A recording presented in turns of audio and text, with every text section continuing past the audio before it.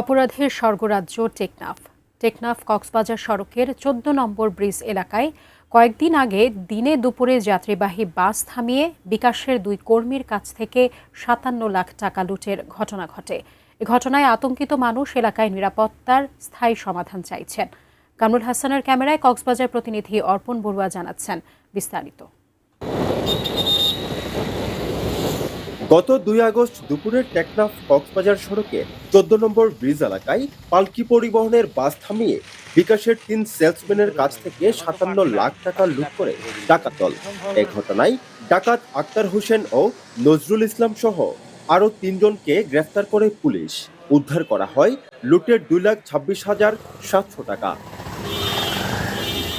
এর আগে জানুয়ারিতে একই এলাকায় বিকাশের সেলস সুপারভাইজার মোহাম্মদ হানিফের উপর হামলা চালিয়ে ১৮,৩৬,০০০ টাকা লুট করে ডাকাত দল। ডাকাত হচ্ছে ৭-৮ জন ওইরকমই ছিল, বাহিরে কতগুলো ছিল আর ভিতরে কয়েকজন আসছে, আর হাফ প্যান্ট পরা ছিল, মাস্ক ছিল। সব রোহিঙ্গা ওরকম বলা যাবে না, স্থানীয় জড়িত আছে।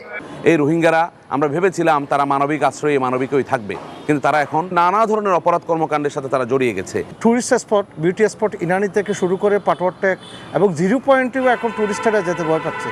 এটা আমাদের পর্যটন শিল্পের উপরও মারাত্মক প্রভাব পড়ছে। সব কিছুতে এখন অপরাধীদের দখলে চলে গেছে, রোহিঙ্গাদের দখলে চলে গেছে। আমাদের যে নিরাপত্তার বিষয়, সেগুলোর বিষয়ে আমি আকুল আবেদন জানাচ্ছি। গত ৩ বছরে অন্তত ৩ শতাধিক মানুষ টেকনাফের বিভিন্ন স্থান থেকে অপহরণের শিকার হয়েছে, যাদের অধিকাংশ ফিরেছে মুক্তিপণ দিয়ে। অপহরণ আতঙ্কে এরই মাঝে বাড়িঘর ছেড়ে অন্যত্র আশ্রয় নিয়েছে বাহারছড়া ইউনিয়নের ২ শতাধিক পরিবার। এমন পরিস্থিতিতে গত ৬ আগস্ট কক্সবাজারে আইনশৃঙ্খলা উন্নয়ন সংক্রান্ত এক সভায় অংশ নেন স্বরাষ্ট্রমন্ত্রী সালাউদ্দিন আহমদ।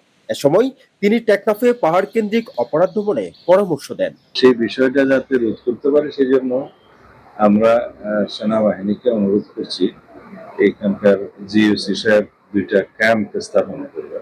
তবে সেই বিষয়ে আমরা সেনাবাহিনীর সাথে অফিসিয়ালি যোগাযোগ করব। তাতে করে সবার পরামর্শ এসছে যে এই অপহরণের বিষয়টি হয়তো এখন যে উদ্বেগজনক হারে বেড়েছে সেটা বন্ধ হতে পারে।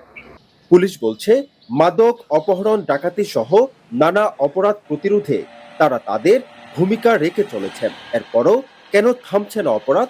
প্রশ্ন আতঙ্কে থাকা মানুষের। অর্পণ বড়ুয়া, এটিএন নিউজ, কক্সবাজার।